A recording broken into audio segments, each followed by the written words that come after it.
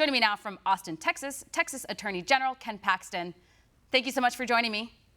Hey, glad to do it. So it looks like not all schools are reopening. So some schools in Texas will reopen and others won't. Explain why that is, because some parents are a little confused.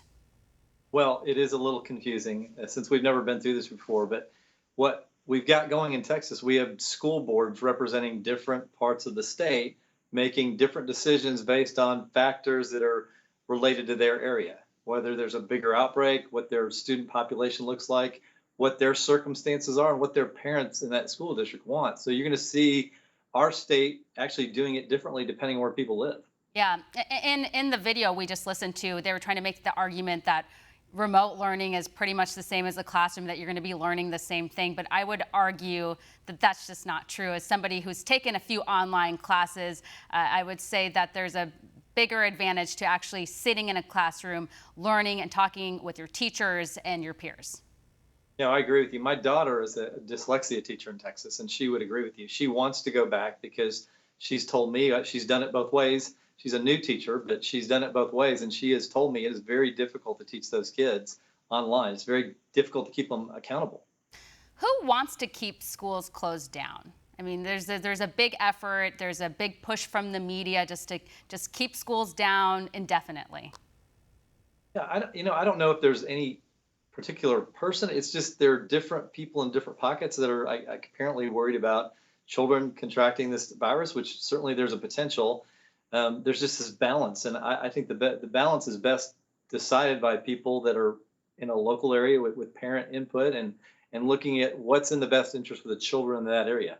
I'm a fan of sending kids back to school, but I'm also willing to accept that different areas of the state may make different decisions. Yeah, I saw that you issued guidance on how to get kids back to school.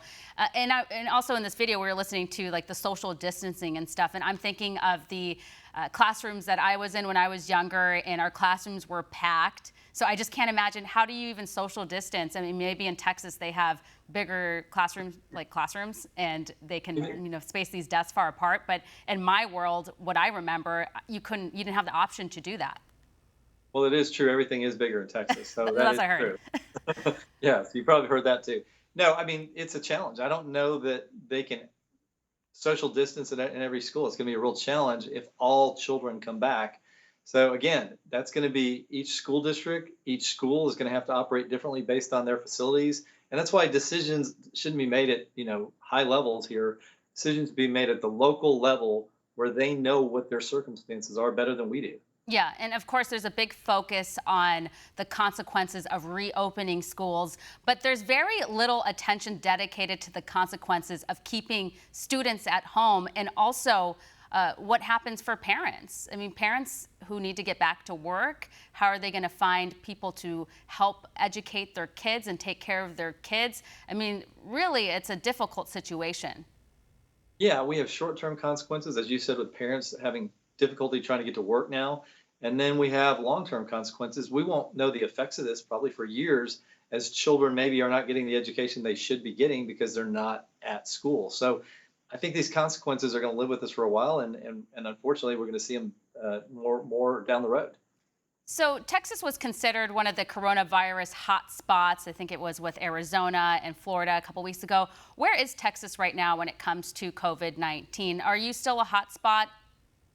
I think it depends on the area. I think some of the cities still are experiencing more than we would like, and the more rural areas are not. So it just, again, we're such a big state. We're in 2 time zones. El Paso is actually closer to LA than it is Austin. So we are a big state, and we experience it differently depending on where people live. And what phase are you in? Are you still in phase 2, or are you going on to phase 3? I think we're still. I mean, it changes. It seems like it's been changing back and forth. I don't even know how you would characterize what phase we're in right now. He's shut down all the bars. He's limited elective surgeries in 4 of the counties that have had more COVID cases. So, I mean, there's still differences, again, based on where people live, and what phase they're in depends on where they live. Want to see more videos like this? Click on the link below and subscribe to One America News on YouTube, and call your cable provider and kindly demand that One America News is added to your lineup. Call and subscribe today.